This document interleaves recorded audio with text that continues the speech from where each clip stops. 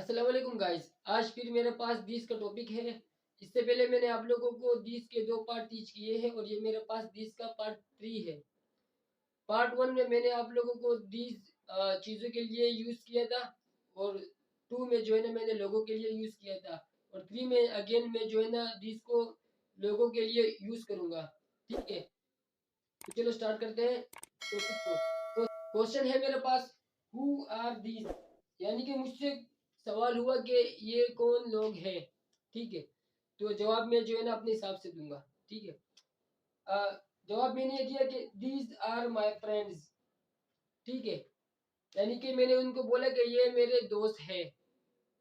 दूसरा जवाब है मेरे पास, दीज आर माय सन्स, ये मेरे बेटे हैं। दीज आर माय अंकल्स, ये मेरे अंकल्स हैं।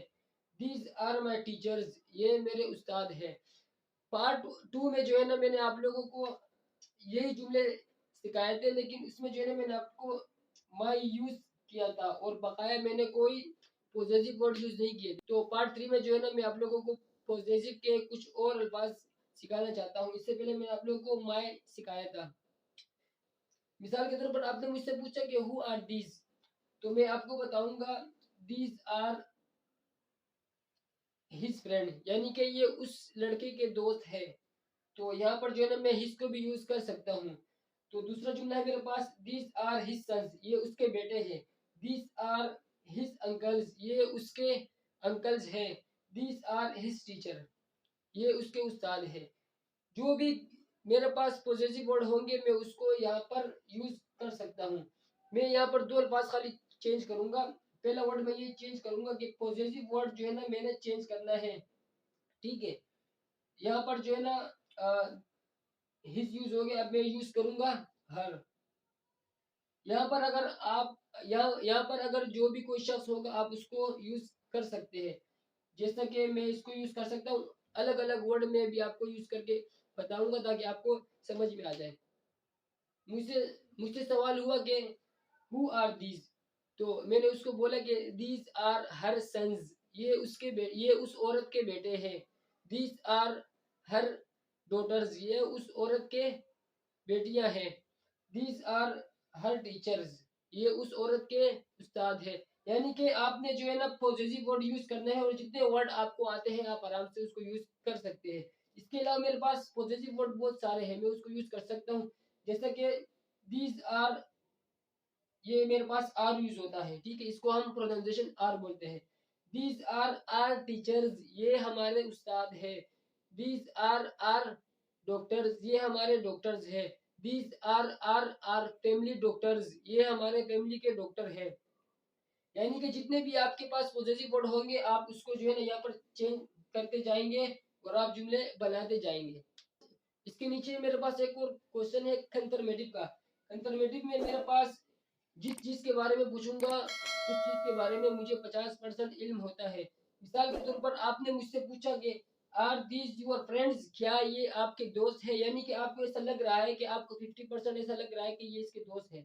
आपने मुझसे कंफर्म किया। तो अगर मेरे दोस्त होंगे तो मैं आपको बोलूंगा यस दीज आर, अगर नहीं होंगे तो मैं आपको बोलूंगा नो दीज आर नॉट।